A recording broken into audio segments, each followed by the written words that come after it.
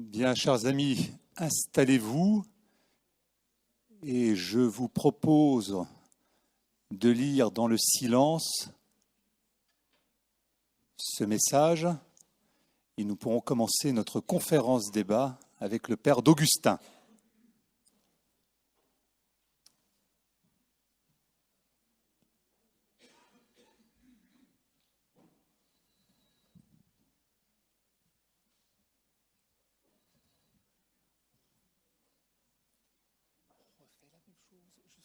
C'est difficile de toujours faire le même.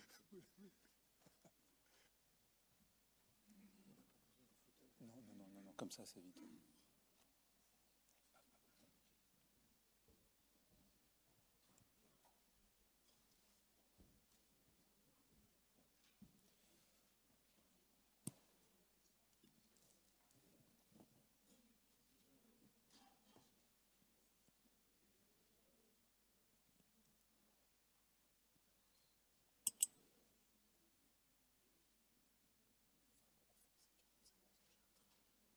Ok, d'accord. Alors, donc on va commencer.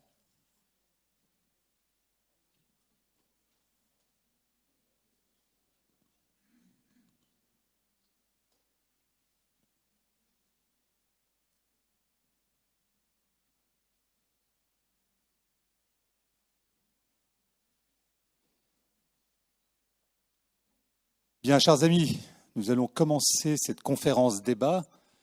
Vraiment, nous sommes ravis, le Père d'Augustin et moi-même, de vous accueillir pour cet atelier, donc sur la prière, source de tout témoignage. Simplement, pour alimenter notre débat, 3 questions. En tant que dirigeant et entrepreneur, vous souvenez-vous du moment ou des moments où vous avez eu le sentiment d'avoir su être en vérité, d'avoir su nommer votre espérance?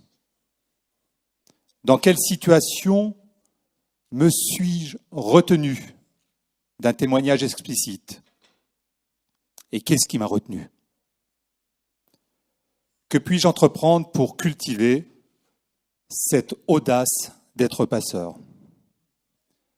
Alors Père, merci infiniment d'être avec nous ce matin. Donc vous êtes prêtre du diocèse de Paris depuis maintenant 22 ans et vous êtes à Notre-Dame-des-Victoires depuis septembre 2017.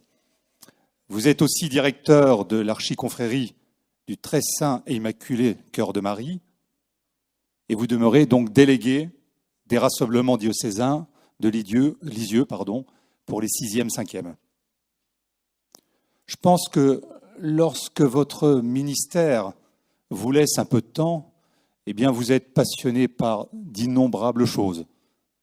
La peinture, la lecture, les percussions, la moto, le golf et la voile. Et j'ai cru comprendre que pour le premier atelier, vous étiez vraiment un voileux. Alors, et vous organisez aussi depuis 2006 des écoles d'oraison à Paris, à l'école du Carmel. Et vous êtes donc un contemplatif. Vous avez écrit l'oraison, une école de l'amour. Et donc maintenant, je vais vous céder la parole pour ce très beau débat. Merci beaucoup. Alors, en 20 minutes, puisque c'est le temps qui m'est imparti, je vais essayer de vous donner un petit enseignement sur la prière, mais de façon efficace. Parce que depuis que je suis arrivé hier soir, en vous voyant en aussi grand nombre, il y a quelque chose que vous portez à peu près tous sur le front, c'est l'efficacité, l'efficacité, l'efficacité, l'efficacité. C'est impressionnant, vous ne vous rendez pas compte, mais voilà. Alors je me suis dit, bon, la théorie c'est bien, mais on va essayer d'être un peu efficace. Alors, c'est l'histoire d'une femme qui perd son sang depuis 12 ans. On est dans l'Écriture, on est avec Luc au chapitre 8, verset 45. Et la femme, quand on parle de la femme dans l'Écriture, c'est pas la femme, c'est l'humanité, toujours. Hein. Quand le Christ dit femme, c'est l'humanité. Donc, elle est une figure de l'humanité, elle perd du sang. Ça veut dire qu'elle perd ce qui la fait vivre. Elle perd ce qui la rend efficace. Elle perd ce qui la rend active. Et cette femme va rassembler ses forces et pendant que Jésus passe, elle va faire deux choses. La première chose, c'est qu'elle va toucher le manteau de Jésus. Et en touchant le manteau de Jésus, elle va être guérie. Et là, il y a quelque chose de très intéressant, c'est que d'une certaine façon, elle va prendre à Jésus quelque chose sans lui demander l'autorisation de le faire. Et ça, moi, je trouve ça très beau. Et d'ailleurs, dans la réaction du Seigneur, le Seigneur ne lui reproche absolument pas de l'avoir fait. Donc, elle touche le manteau et elle est guérie. Elle est guérie de son incapacité à faire, à être, de ce qui l'empêche de devenir ce pourquoi elle a été créée. La deuxième chose que Jésus, alors ce coup-ci, va lui faire, parce que Jésus est un pédagogue absolument incroyable.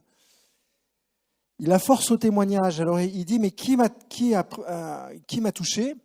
Qui a fait ce qu'il faut faire pour avoir ma puissance? On peut comprendre le truc comme ça. Voyez ? Et les disciples qui ne comprennent pas encore les choses répondent à côté de la plaque, mais Seigneur, regarde, il y a 2000 chefs d'entreprise, comment tu veux qu'on puisse... Et à ce moment-là, cette femme fait une chose vraiment très, très belle. Elle témoigne. Elle dit, c'est moi.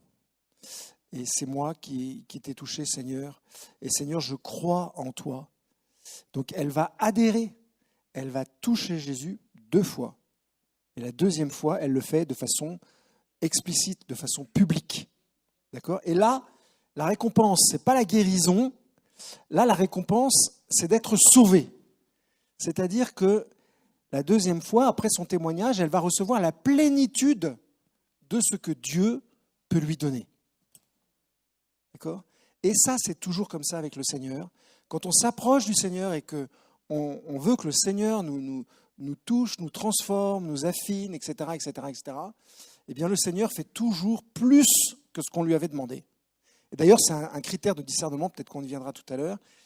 C'est un critère de discernement pour voir que c'est vraiment du Seigneur. C'est que le Seigneur, non seulement fait les choses parfaitement, mais rajoute toujours un plus.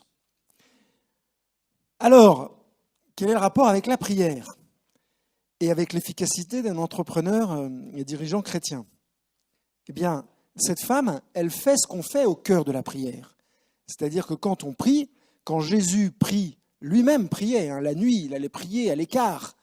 On pourrait penser que parce qu'il est le Fils de Dieu, il n'a pas besoin de prier. Si, il a besoin d'être mis en relation avec son Père, et on sait quelle est sa prière, puisque si vous allez dans Saint Jean au chapitre 17, vous savez ce qu'il dit à son Père. En gros, 2 choses. Seigneur, gloire à toi, il s'unit à son Père, et ensuite il présente le monde à son Père. Voilà, il fait un acte sacerdotal. Donc nous, quand on prie, eh bien, on va s'unir à Dieu, d'accord ? Et on va, en priant, apporter ce qu'on est, mais aussi ce pourquoi on a été créé et les personnes qui sont avec nous. Voilà. Qu'est-ce qui se passe au cœur de la prière ? Alors, il y a toutes les formes possibles, la messe, l'oraison, la récitation des psaumes, la récitation du chapelet, etc. Mais ce dont je voudrais vous parler, c'est cette prière intime qu'on appelle l'oraison, qu'on appelle la prière du cœur à cœur avec le Seigneur, parce que c'est au cœur de cette prière-là que se passent de très grandes choses. Vous savez que Jean-Paul II, à Tor Vergata, en 2000, a interpellé les jeunes, il a cité Catherine de Sienne, et il a dit « Si vous êtes ce que vous devez être, vous mettrez le feu au monde. Si vous êtes ce que vous devez être, vous mettrez le feu au monde. » Alors je pense, en tous les cas quand je vous vois, je le sens, que vous avez envie de mettre le feu au monde, mais pas à la manière du monde. Vous avez le désir que le Seigneur vous prenne par la main, vous touche, vous transforme, que sais-je, pour vraiment que ce soit un feu d'amour, mais qui dépasse votre propre personne. Alors, c'est possible, et c'est Thérèse de l'Enfant Jésus qui en parle, quand elle parle de l'oraison, elle dit, si on prend un point d'appui et un levier, on peut soulever le monde. C'est ce qu'a fait Archimède. Eh bien, avec l'oraison, avec la prière intérieure, si je prends comme point d'appui Jésus lui-même et avec un levier l'oraison, je peux soulever le monde, mettre le feu au monde et devenir le saint dont parlait Étienne tout à l'heure, ou Frédéric, à sa façon aussi. Voilà. Alors, qu'est-ce qui se passe concrètement et très matériellement dans la prière? Pour ça, je vais demander à Philippe de m'aider. Et sa femme a disparu, dommage. Il va me falloir un volontaire, monsieur. Venez, ne vous inquiétez pas, vous resterez avec nous.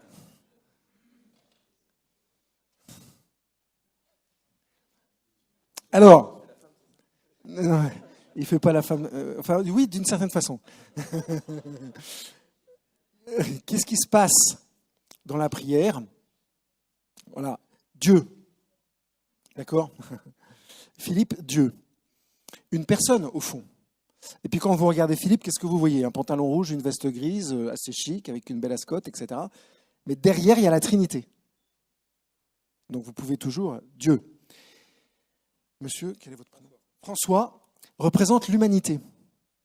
Et pourquoi je parlais de femmes tout à l'heure? Parce que les femmes représentent l'humanité. Bon.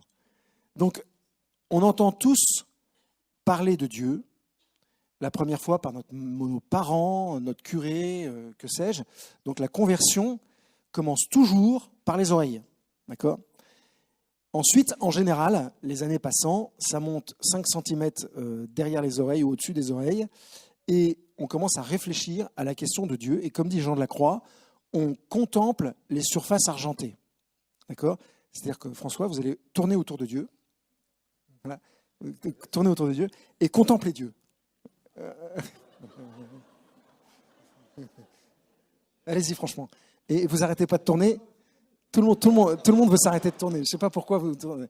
Donc, ce qu'on fait tous, c'est que tous, mais vraiment tous, je pense que, parce que c'est inscrit dans notre être, avec notre intelligence, on va essayer de comprendre qui est Dieu, d'où il vient, comment il agit, etc., etc., etc.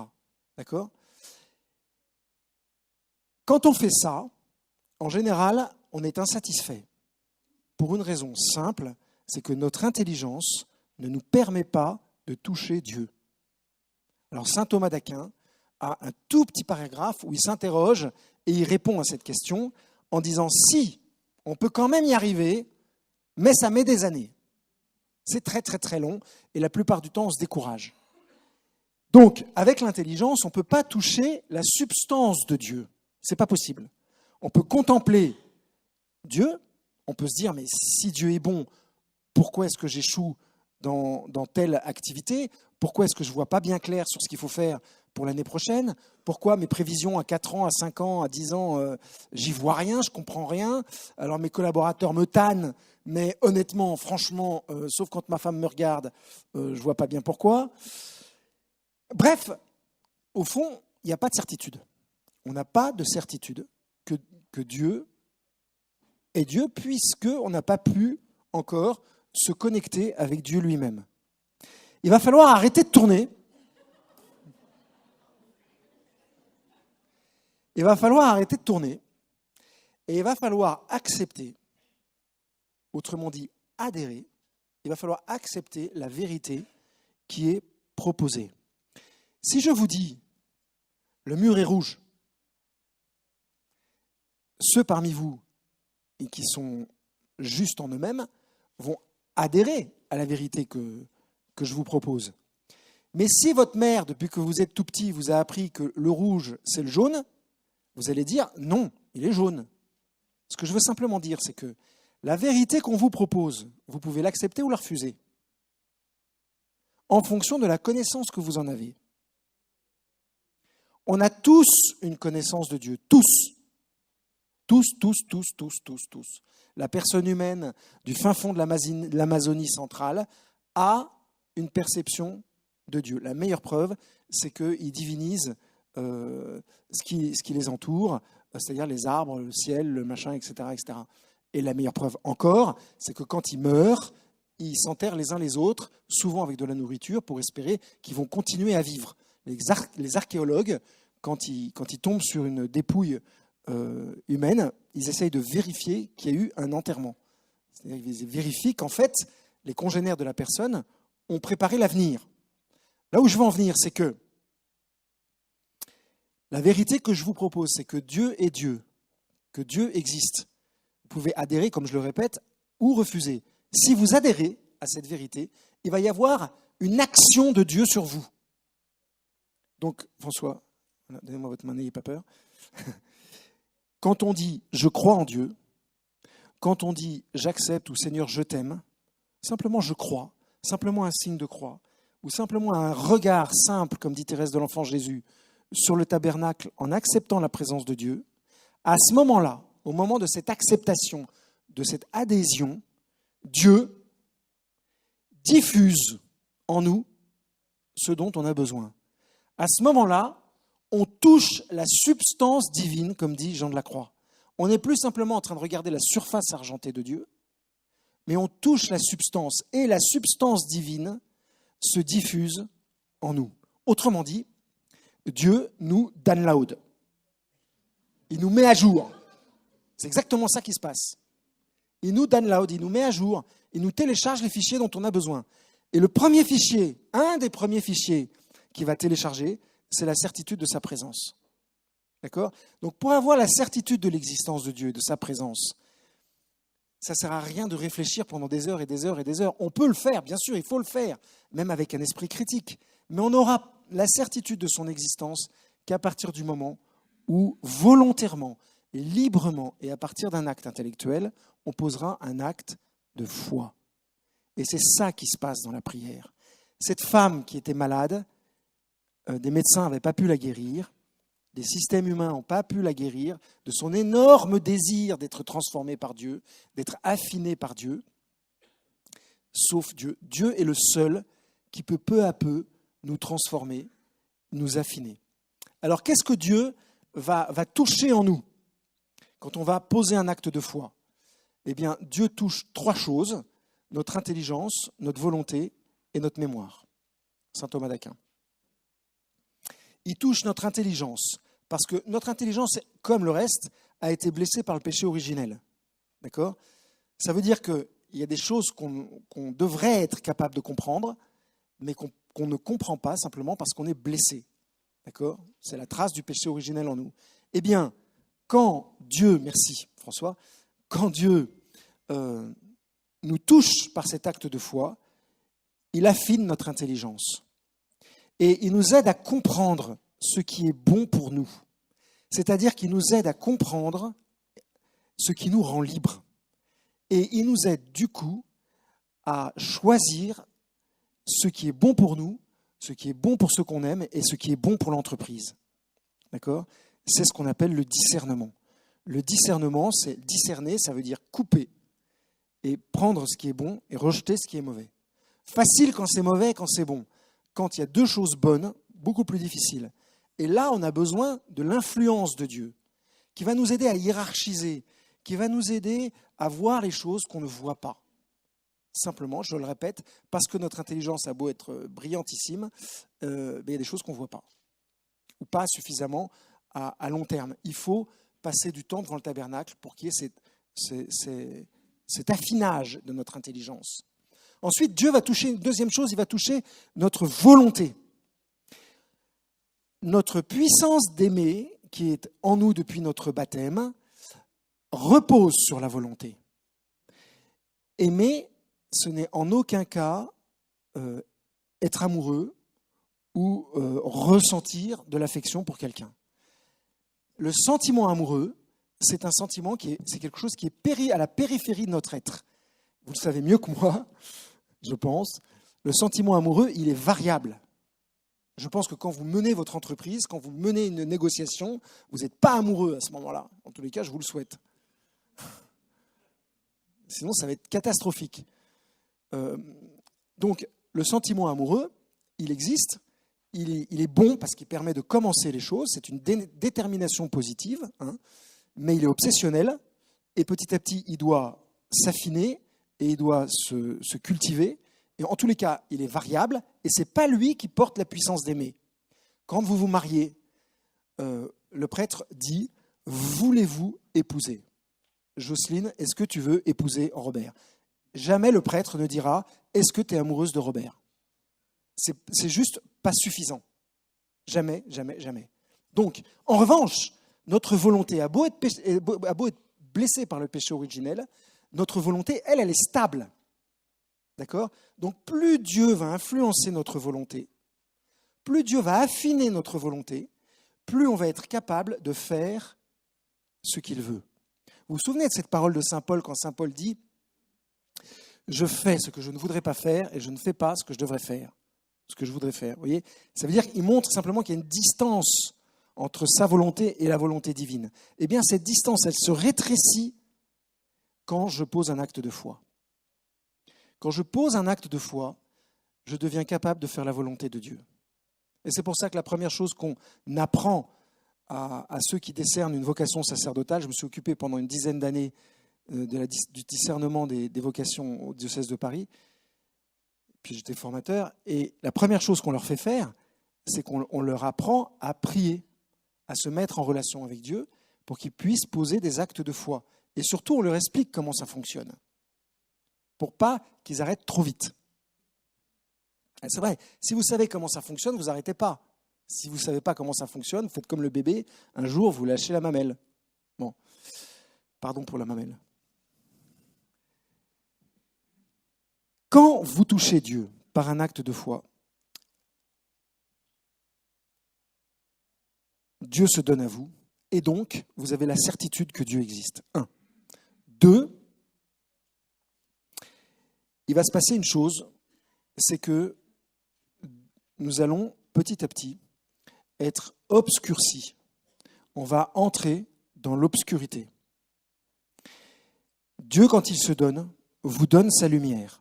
Lui, il est divin, nous, nous sommes humains. Nous avons besoin donc d'être adaptés à la divinité. Dans la prière, il y a un échange entre notre humanité et la divinité de Dieu. Le problème de Dieu, c'est que s'il nous donne sa divinité entière tout de suite, on implose. C'est idiot, mais à cause du péché originel encore, notre humanité est faite pour recevoir entièrement Dieu, mais à cause du péché originel, il va falloir une adaptation progressive. Donc, qu'est-ce que fait Dieu? Vous posez un acte de foi. Il allume la lumière. Il augmente la lumière. Il vous donne sa lumière. Vous êtes illuminé. Vous avez la connaissance de Dieu, la certitude de Dieu.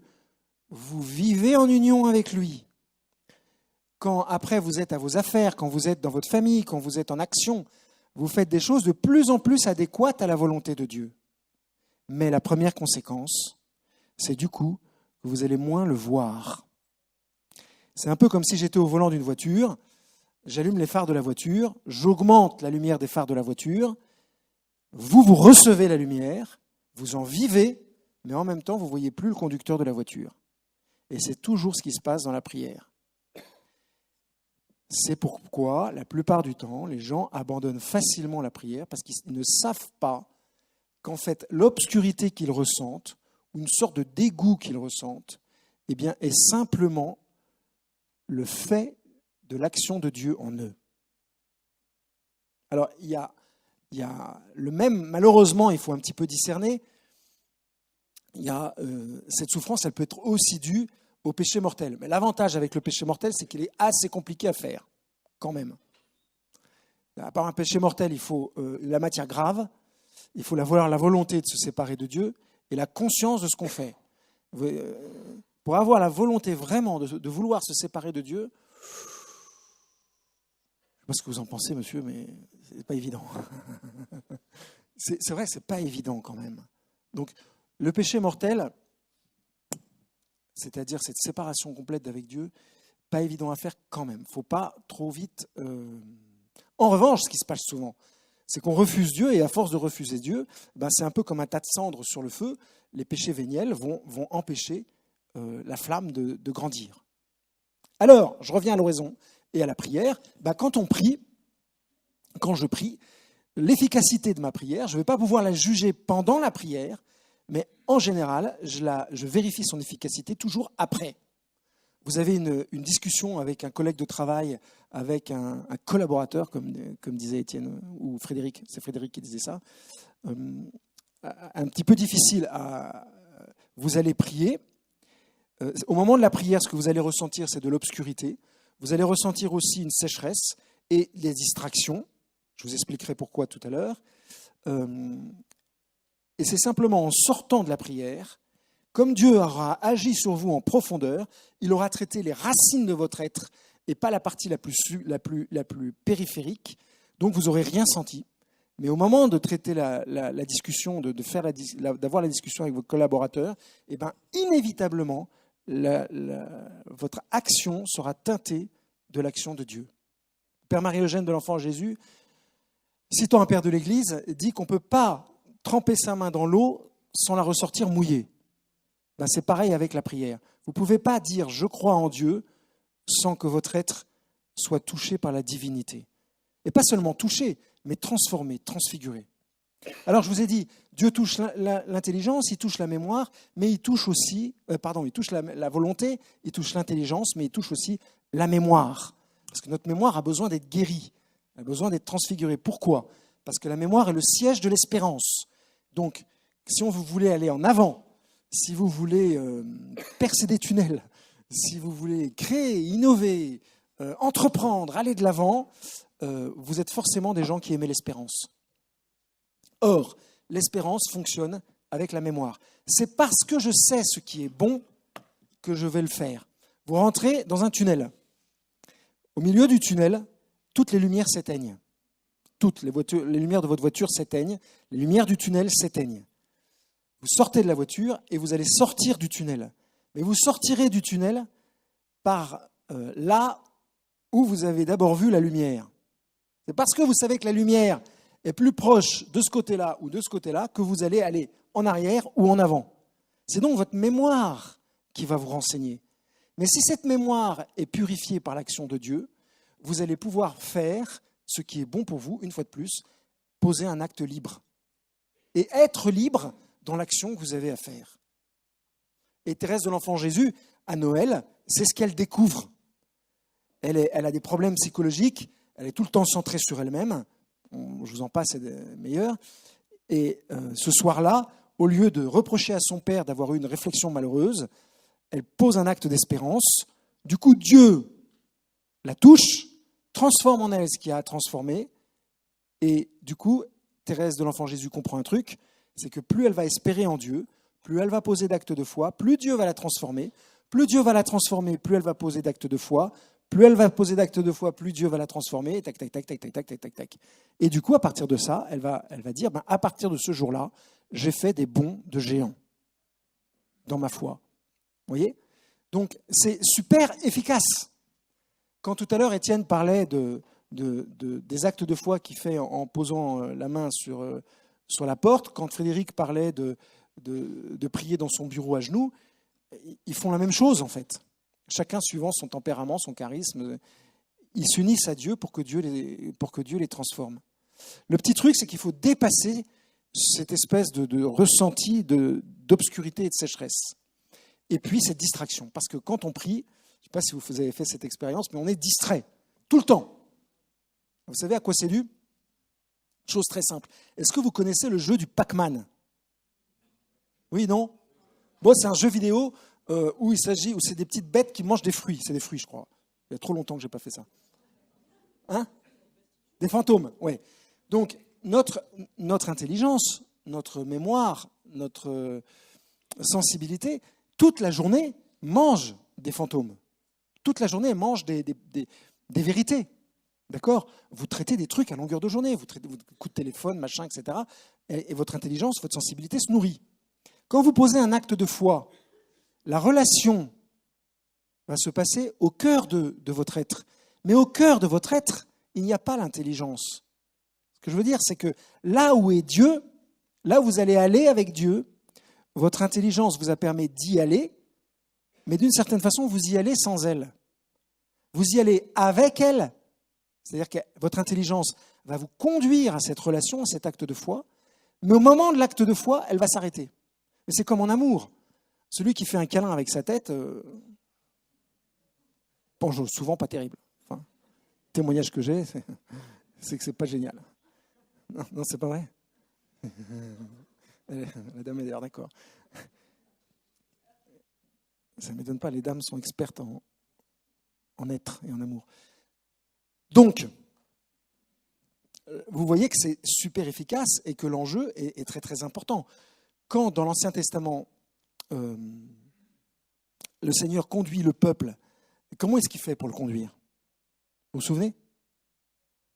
La nuit, une colonne de feu, le jour, une nuée, encore. Il nous met dans l'obscurité par sa lumière. Alors pourquoi il fait ça? On pourrait se révolter et dire, Seigneur, quand même, t'exagères. Ben, il fait ça simplement parce que c'est dans l'obscurité qu'on voit le mieux la lumière. Et quand vous êtes dans l'obscurité et que vous avez en même temps ces distractions, que vous êtes au centre de votre être, que les distractions sont au-dessus, à la surface de votre être, vous pouvez très bien vous unir à Dieu en une très très grande profondeur, tout en ayant en mémoire le bilan comptable que vous avez fini de discuter avec un collègue. C'est tout à fait possible. Moi, quand je fais des sermons, quand je prépare une conférence, quand je prépare un cours,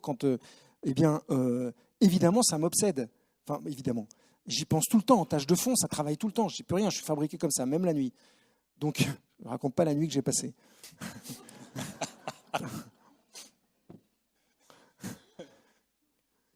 Et donc, je m'unis à Dieu en profondeur, mais au-dessus, je pense à mes sermons, je fais mes sermons, etc. Est-ce que ma volonté est focalisée par cette distraction? Non. Je refuse ça. Je refuse que ma volonté se mette à organiser les trucs. C'est un peu comme si Frédéric Van Hems jouait de la trompette à l'extérieur de la salle, d'accord? Vous êtes en train de prier, et tout d'un coup, vous l'entendez jouer, vous continuez à prier, vous posez des actes de foi, super, vous êtes dans la prière. Puis à un moment, vous dites quand même, c'est trop bien ce qu'il est en train de jouer, j'aimerais bien savoir quelle est la personne fantastique qui joue ce morceau de trompette. À ce moment-là, volontairement, vous vous levez et vous allez voir, là, vous n'êtes plus à l'oraison. Ça va? Vous n'êtes plus dans la prière. Mais pour vous sortir de la prière, il faut juste cesser de faire des actes de foi. Thérèse d'Avila était super distraite. Vous savez ce qu'elle faisait? Elle comptait les boutons de bottines de ses sœurs qu'elle aurait à racheter à la mercerie ou à faire racheter à la mercerie. Super élevé comme oraison. Mais son oraison était efficace. Thérèse de l'Enfant Jésus, elle dormait à l'oraison. Elle était épuisée, faisait des actes de volonté, des actes de foi, mais elle s'endormait parce qu'elle avait besoin d'énormément de sommeil. Alors à 5 heures du mat, c'est pas évident. Surtout quand vous avez caillé toute la nuit en Normandie, dans un couvent pas chauffé et humide. Elles vont mourir. Elle dormait, mais c'est pas très grave. Moi, je pense qu'à l'oraison, dans la prière, si on dort, c'est parce que le Seigneur, ça va lui permettre de poser des actes chirurgicaux beaucoup plus fins. Ça, au moins, on ne l'embête plus. Bien. Il faut que je m'arrête. Time. Eh oui, c'est passionnant. Mais si on veut que la salle puisse nous poser quelques questions, on pourrait continuer tout l'après-midi. Alors, y a-t-il des questions? Voilà, une première main. Donc, on va faire simplement 3 questions, parce qu'ensuite le père doit donc retourner sur Paris. Donc, première question, est-ce que vous pouvez la dire? Voilà. Oui. Oui. Oh là. Donc, la prière de couple. La prière de couple, c'est probablement la chose la plus difficile au monde à faire, ensemble. Parce que la prière, c'est une relation intime avec Dieu, d'accord? Mais le degré d'intimité dans la relation avec Dieu est le plus grand. Avec votre épouse, c'est votre épouse, très bien, mais c'est pas Dieu. C'est une autre personne. Donc, faire oraison avec son épouse, c'est de toutes les façons faire oraison avec quelqu'un d'autre, en présence de quelqu'un d'autre. Mais voilà, ça s'arrête là. C'est-à-dire que pour pouvoir davantage l'aimer, vous allez vous unir à elle, sûrement dans la grâce de votre mariage, mais à Dieu, pour qu'il puisse vous aider à l'aimer de plus en plus. Le challenge, c'est ça. Avec Dieu, c'est toujours plus. Quand c'est moins, c'est pas Dieu. D'accord? Donc, moi, ce que je vous conseillerais, c'est la prière de louange en couple, ça marche bien. C'est facile parce que par un acte de volonté, on peut facilement s'unir à Dieu dans la louange. Alors la louange libre ou la louange, la récitation des psaumes, ça c'est facile. Encore que.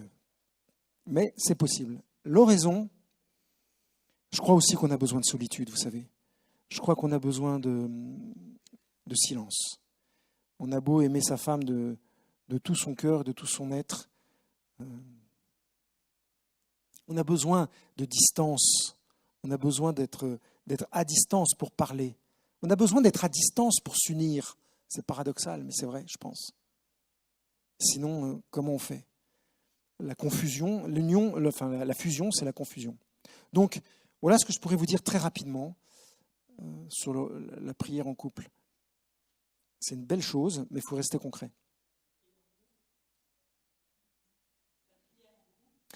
C'est pareil. Les carmélites font oraison ensemble et on se soutient de cette façon-là, c'est magnifique.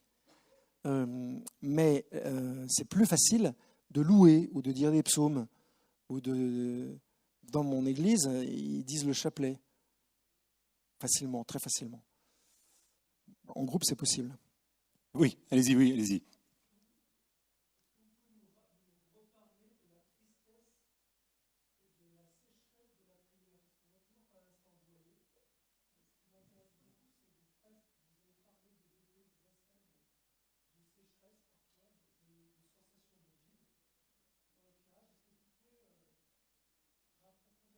Oui, venez. Bon, Oui. Faites comme ça. Voilà. Mettez-vous là-bas. Restez là. Donc, ça c'est Dieu et son projecteur d'amour. Ok ? François pose un acte de foi. Dieu ouvre le projecteur d'amour. D'accord ? Il envoie sa grâce sur le cœur de François. François est perfectionné. De plus en plus. Si. Il faut l'accepter aussi, ça. Et donc, ce qui va se passer, c'est que Dieu va en profiter. Il nous aime, il veut nous donner le maximum. Il augmente la dose. Pas trop au début. Pas trop. Il augmente la dose. Mais vous rappelez-vous, on n'est que des hommes. Donc, on n'a pas la capacité de recevoir tout ce que... Alors, du coup, François continue à accepter la volonté de Dieu, à recevoir cette grâce, mais plus la lumière augmente, moins il va voir l'origine de la lumière. Ce qu'il saura, c'est que d'expérience, cette lumière, elle désigne l'origine qu'il y a derrière. Première chose. Deuxième chose, Dieu est bon avec nous et il nous a donné une image de lui. C'est son Fils.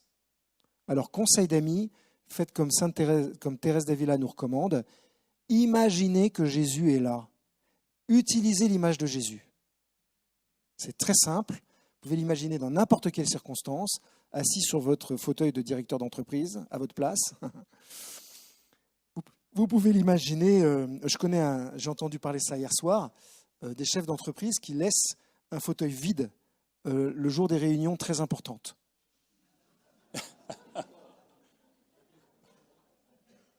Ouais, c'est pas parce que c'est de la magie, c'est pour que le chef d'entreprise ne perde jamais de vue que Dieu est là. Et donc, ça va pouvoir influencer ses attitudes. Et moi, je trouve que c'est très choux. Personnellement, les dernières réunions du Conseil économique qui a duré 5 heures, c'est terminé. La prochaine fois, Jésus sera là. Voilà. Ça va ? Oui. Ça Une dernière question. Oui.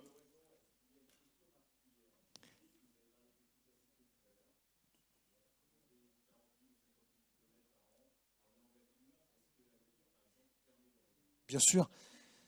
Surtout comme m'a raconté un jour un copain pilote de chasse, surtout si la conduite de la voiture est transparente.